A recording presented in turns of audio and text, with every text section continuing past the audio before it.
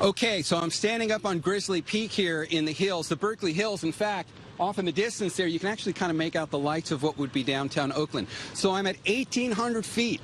We're already hitting gusts to 30 miles an hour up here, and that makes sense. The mountains are going to feel these winds worse. But there's a weather station not far from here, which is showing the intensity of that's held pretty much for about the last 2 hours that I've got access to check on my phone.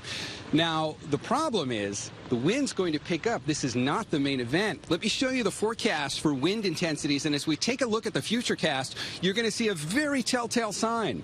When you watch the map, watch the upper left-hand corner of your screen, and there's a well-defined line that starts to appear over the next few hours. That's the actual cold front, and that's important. It's a great tool, actually, to track when the worst of the wind's going to come through, because the worst of the wind is right on that line. Watch the numbers spike every time that line passes a different part of the Bay Area.